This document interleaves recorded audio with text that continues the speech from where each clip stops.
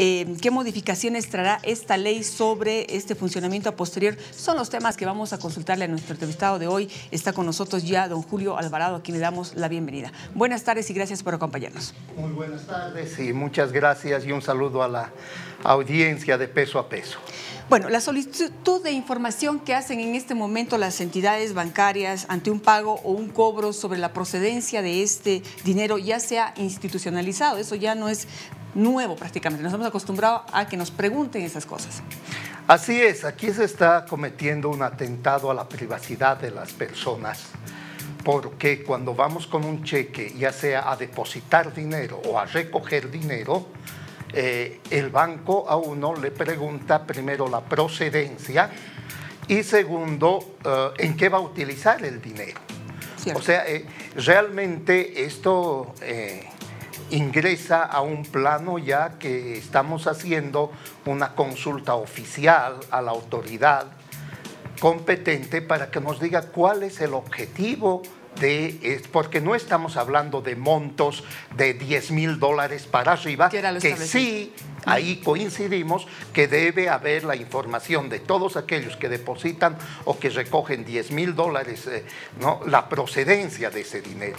Pero cuando uno va con un cheque de 100 bolivianos, 200 bolivianos, 500 bolivianos, la pregunta es la misma, como si estas fueran grandes sumas, ¿no? Y lo peor es el destino. Cuando uno recoge dinero, le dice, ¿qué va a hacer con esos 200 bolivianos? O sea, realmente aquí, vuelvo a subrayar, se atenta contra el cliente de los bancos, ¿no?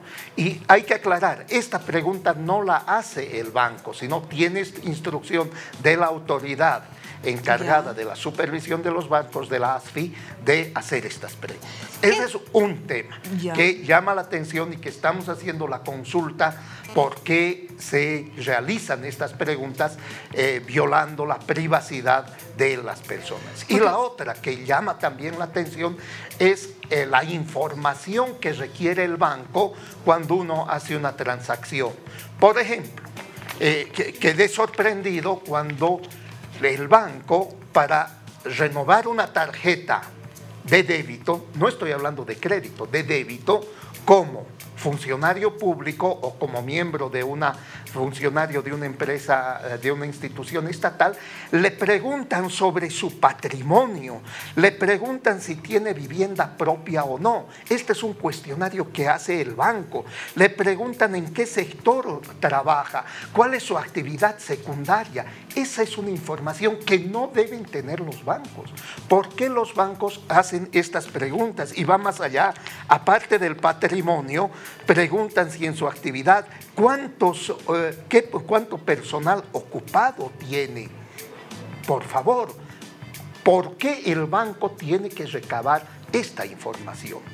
Otra vez se está atentando contra la privacidad de las personas, de los clientes. Y hay que recordar que los trabajadores del sector público están obligados de ir a un determinado banco. No es que ese trabajador está pidiendo abrir una cuenta en forma voluntaria en un banco, sino para recibir su sueldo o salario debe tener una cuenta en el banco y el banco no tiene por qué preguntar, hacer estas preguntas que subrayó no están relacionadas con las transacciones que uno hace en un banco de sacar dinero o de depositar dinero o de que tener una cuenta para recibir el sueldo o salario de una institución pública. Don Julio, primero, ¿qué dice la ley de bancos, la actual, sobre este tema?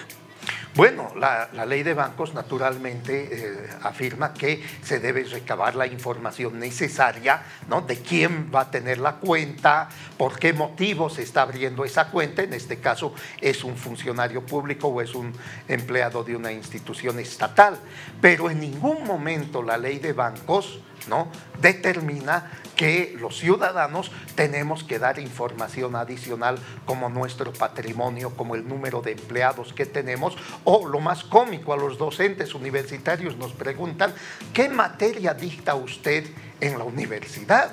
O sea, ¿qué tiene que ver eso con lo que un docente universitario tenga o no tenga una cuenta en un determinado banco? Pero entonces, aquí se está violando la privacidad de las personas y como no hay un ente que regula el uso de los datos, de la confiabilidad de los datos, sucede, por ejemplo, que muchos de nosotros recibimos ofertas de distintas empresas y uno dice, ¿cómo esa empresa llegó a mi correo electrónico? ¿De cómo sabe esa empresa que yo soy docente universitario y me ofrece libros, por ejemplo?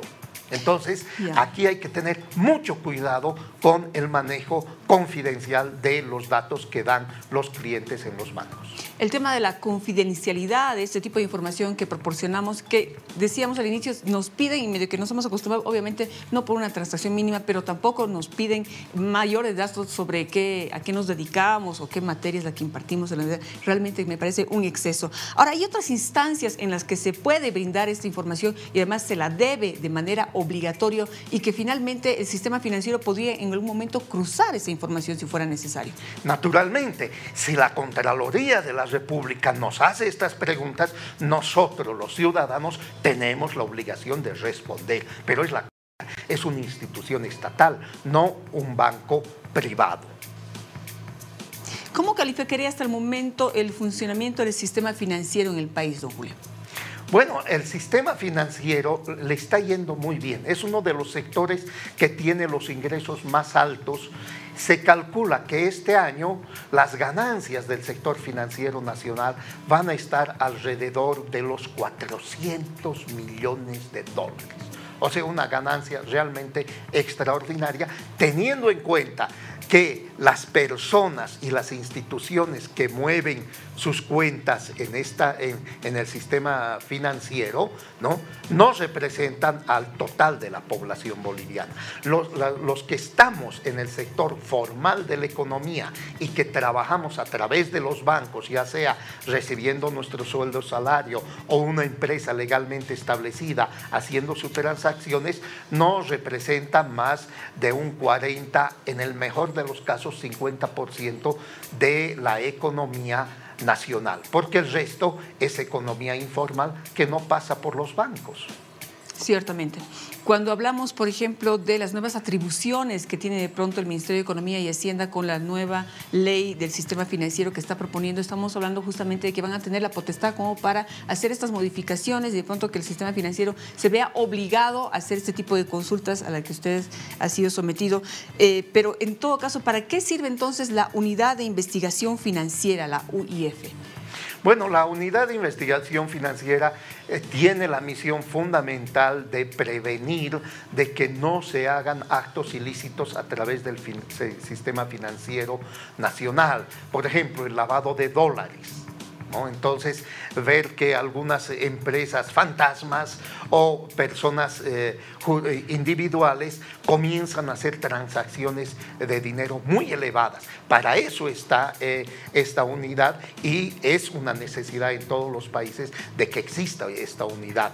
Pero esto no tiene que llevar al extremo de que autoridades que controlan el sistema financiero ni los bancos comiencen a obtener información adicional que nada tiene que ver con los movimientos en el sistema financiero nacional.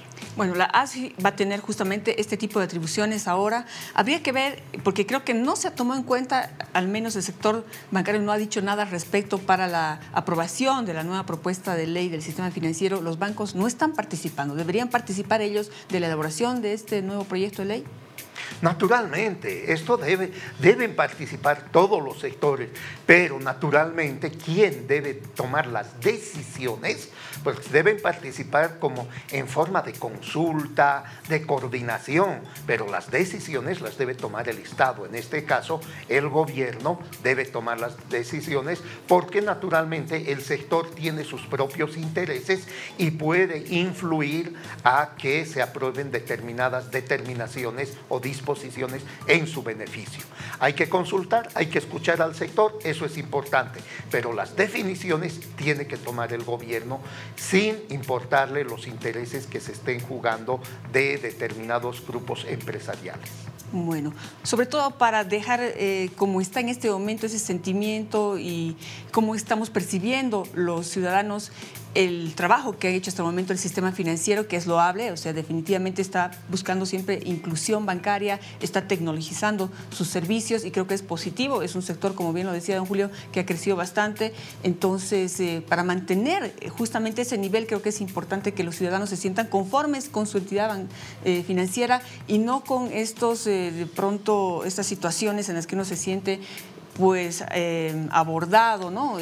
Con preguntas que no vienen al caso. Habría que analizar también esos aspectos desde el punto de vista del ciudadano, que es justamente el que utiliza estos servicios. Así es, el ciudadano tiene que tener confianza en su sistema financiero. Todos deberíamos estar involucrados, deberíamos estar relacionados al sistema financiero si tuviésemos una economía formal, por lo menos en un 70, en un 80%, pero lamentablemente el sector formal en nuestra economía es muy grande y muchas de las transacciones ilegales no se realizan a través del sistema financiero y se realizan al contado, como es el tema en el narcotráfico o en el contrabando. Por eso es necesario tener un sistema financiero serio, responsable, muy bien institucionalizado, pero se tienen que eliminar estas susceptibilidades que están surgiendo en la ciudadanía. Muy bien, don Julio, gracias por acompañarnos. Hasta otra oportunidad. Muchas gracias. Un saludo a los televidentes de Peso a Peso. Muy bien. Don Julio Alvarado, analista económico, nos acompañaba hablando justamente sobre esos requisitos que las entidades bancarias están solicitando de manera obligada, aparentemente por las nuevas atribuciones que tiene la ASFI. Vamos a un corte publicitario y luego continuamos.